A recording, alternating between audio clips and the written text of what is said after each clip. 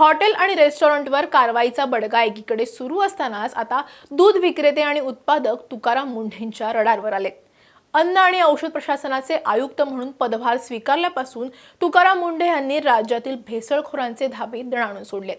Hotel व्यावसायिक, पनीर विक्रेते आणि बेकरी चालकांवर धडक कारवाई केल्यानंतर आता तुकाराम मुंढेंचा मोर्चा थेट राज्यातील दूध सम्राटांकडे वळलाय।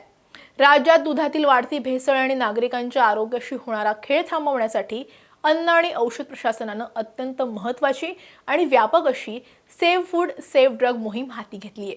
या मोहिमेअंतर्गत दुधाच्या उत्पादनापासून ते ग्राहकांपर्यंतच्या संपूर्ण पुरवठा साखळीसाठी अत्यंत कडक नियमावली जारी करण्यात आली आहे। या नियमांचं पालन न करणाऱ्यांवर कडक कारवाई केली जाईल असा इशारा देखील देण्यात आलेला आहे। ग्राहकांसाठी दूध, दुग्धजन्य पदार्थ पोहोचवण्यापर्यंतची निर्बंध स्पष्ट नमूद करण्यात आलेले आहेत। या सविस्तर एक्सप्लेनरच्या माध्यमातून आपण समजून घेणार आहोत की अन्न आणि औषध प्रशासनाच्या निरीक्षणात कोणत्या गंभीर त्रुटी आढळल्या आहेत, दूध विक्रेत्यांपासून ते दूध व्यावसायिकांना कोणते नियम पाळावे लागणार आहेत आणि सर्वात महत्त्वाचं म्हणजे सामान्य नागरिकांनी दूध खरेदी करताना कोणती काळजी घ्यायची आहे। त्यामुळे हा व्हिडिओ शेवटपर्यंत नक्की पहा। नमस्कार, मी कोमल आचरेकर आणि तुम्ही पाहत आहात महाराष्ट्र टाइम्स ऑनलाइन। गेल्या काही दिवसात एफडीएनं केलेल्या तपासणीत हॉटेल्स आणि रेस्टॉरंटमध्ये मोठ्या प्रमाणावर अनियमितता आढळून आलेली आहे। अनेक हॉटेल्स केवळ पेस्ट कंट्रोलचं बनावट सर्टिफिकेट दाखवून ग्राहकांच्या आरोग्याशी खेळत होते। त्यावर कडक कारवाई करत मुंढेंनी थेट परवाने रद्द करण्याचा धडाका लावलाय। मला फक्त कागदावरचे सर्टिफिकेट नको, प्रत्यक्षात काम हवंय, अन्यथा थेट परवाना रद्द होईल असा सज्जड दम त्यांनी दिलाय।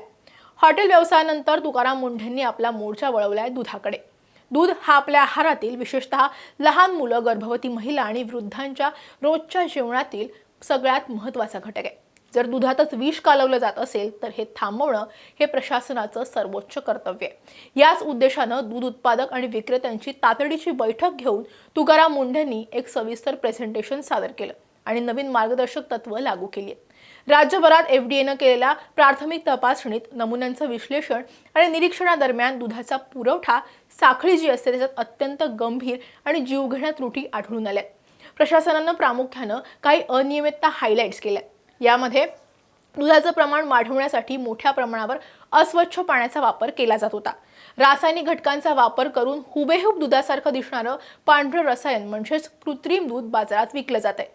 दुधाची घनता वाढवण्यासाठी आणि ते टिकवून ठेवण्यासाठी युरिया, डिटर्जंट पावडर, कॉस्टिक सोडा, स्टार्च, ग्लुकोज आणि मेलामाइन सारख्या अत्यंत विषारी रसायनांचा वापर केला जात असल्याचं समोर आलं।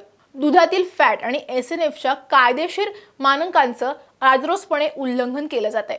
दूध टिकवण्यासाठी आवश्यक असणारं तापमान पुरवठा साखळीत राखलं जात नाहीये, ज्यामुळे दूध खराब होतं आणि त्यात जीवाणूंची वाढ होते। अनेक दूध संकलन केंद्र आणि किरकोळ विक्रेते कोणत्याही अधिकृत नोंदणी किंवा परवान्याशिवाय व्यवसाय करतात। ग्राहकांना आकर्षित करण्यासाठी पाकिटांवर खोटा दावा केला जातोय आणि त्यांची फसवणूक सुद्धा केली जाते असं आढळून आलं। त्यामुळे दूध उत्पादक, दूध विक्रेते यांच्यासाठी राज्यव्यापी सर्वकष अनुपालन आदेश काढण्यात आले। तुकाराम मुंढेंनी स्पष्ट केलं की या मोहिमेचा उद्देश केवळ दंड वसूल करणं किंवा घाबरवणं नाहीये, तर राज्यात एक आधुनिक अन्न सुरक्षा संस्कृती विकसित करणं हे आहे। यासाठी जाहीर करण्यात आलेला राज्यव्यापी सर्वकष अनुपालन आदेश दुधाच्या प्रवासातील प्रत्येक टप्प्यावर लागू असेल। हा नियम दुग्ध व्यवसायाशी संबंधित असलेल्या सगळ्या घटकांसाठी बंधनकारक आहे, ज्यामध्ये दूध संकलन केंद्र, दूध शीतकरण केंद्र, दूध प्रक्रिया उद्योग आणि पॅकेजिंग युनिट्स, साठवणूकदार आणि वाहतूकदार, बल्क दूध विक्रेते, किरकोळ दूध विक्रेते आणि डेअरी चालक, दुग्धजन्य पदार्थ जसं की पनीर, खवा, लोणी, क्रीम, चीज आणि आईस्क्रीम ह्याचे सर्व उत्पादक आणि विक्रेते यांना लागू आहे। दूध उत्पादकांपासून ते अंतिम विक्रेत्यापर्यंत 8 कडक नियम लागू करण्यात आले आणि त्याचं उल्लंघन केल्यास थेट फौजदारी गुन्हे किंवा व्यवसाय बंद करण्याची कारवाई केली जाईल असा इशारा मुंढेंनी दिलाय।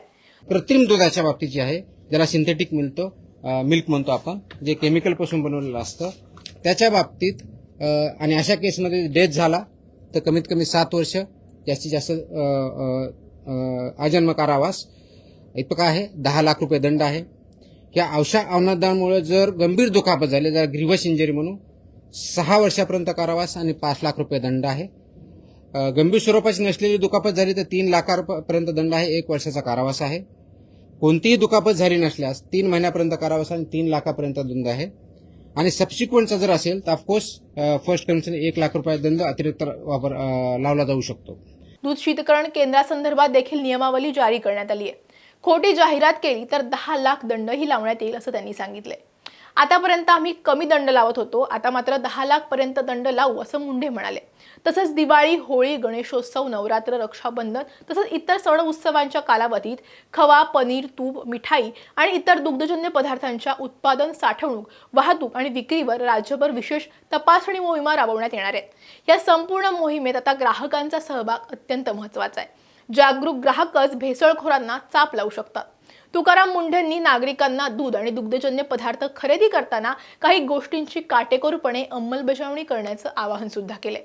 पॅकबंद दूध खरेदी करताना दुधाच्या पाकिटावर भारतीय अन्न सुरक्षा मानके आणि प्राधिकरणचा 14 अंकी नोंदणी किंवा परवाना क्रमांक छापलेला आहे की नाही हे आवर्जून पहा. पाकिटावर दिलेली यूज बाय किंवा एक्सपायरी डेट नक्की तपासा. मुदत संपलेलं दूध खरेदी करू नका. पाकिट कुठूनही लीक झालेलं नसावं किंवा त्यावर पुन्हा सील केल्यासारखे ओरखडे नसावेत. दूध विक्रेत्यांच्या फ्रीजमधून किंवा योग्य शीत तापमानात साठवलेलंच पाकिट घ्या. बाहेर उन्हात किंवा सामान्य तापमानात ठेवलेलं दुधाचं पाकिट घेणं टाळा. कच्चं दूध उकळूनच वापरा. सुटं दूध खरेदी करताना सुटं दूध नेहमी नोंदणीकृत डेअरी किंवा विश्वासू गवळी यांच्याकडूनच घ्या. दूध काढणारं भांडं, वाहतुकीची कॅन आणि विक्रेत्याचे हात स्वच्छ आहेत की नाही यावर लक्ष ठेवा. दुधाला कोणताही रासायनिक, डिटर्जंटसारखा किंवा आंबट वास येत असेल तर ते दूध घेऊ नका. शुद्ध दूध पांढरं किंवा किंचितसं पिवळसर असतं. जर दूध अतिशय गडद पांढरं किंवा निळसर दिसत असेल तर त्यात भेसळ असण्याची शक्यता जास्त असते, हे देखील नमूद करण्यात आले. सणासुदीच्या काळात किंवा एरवीही पनीर किंवा खवा घेताना तो जास्त पांढरा, शुभ्र आणि रबरासारखा ताणला जाणारा नसला पाहिजे. मऊ आणि नैसर्गिक चव असलेलाच खवा पनीर खरेदी करा. स्टार्चची भेसळ ओळखण्यासाठी त्यावर आयोडीनची चाचणी करता येते. IAS तुकाराम मुंढे यांच्या या स्ट्राईकमुळे दुग्ध व्यवसायातील काळा बाजार करणाऱ्यांचे धाबे आता चांगलेच दणाणलेले आहेत, यात शंका नाहीये. मात्र केवळ प्रशासकीय कारवाई करून भेसळ पूर्णपणे थांबणार नाहीये. त्यासाठी नागरिकांनी सुद्धा सजग राहणं गरजेचं आहे.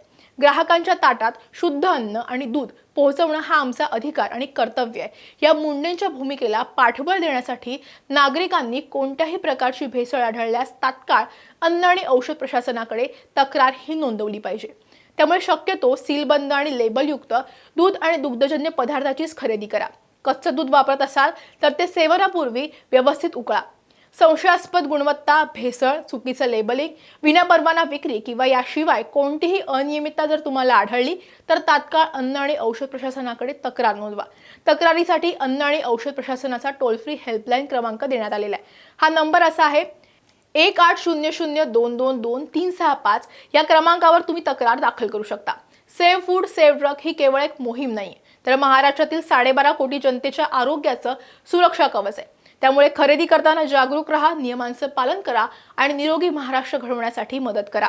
हा व्हिडिओ जास्तीत जास्त लोकांपर्यंत शेअर करा, जेणेकरून त्यांच्यापर्यंत ही माहिती पोहोचेल. हा व्हिडिओ कसा वाटला ते कमेंटमध्ये नक्की सांगा. आवडला असेल तर लाईक आणि शेअर करायला विसरू नका. असेच व्हिडिओ पाहण्यासाठी महाराष्ट्र टाइम्सचं यूट्यूब चॅनल सबस्क्राईब करा. आम्हाला इन्स्टा, फेसबुकवरती फॉलो करा आणि हा व्हिडिओ तुम्ही शेवटपर्यंत पाहिला त्यासाठी धन्यवाद.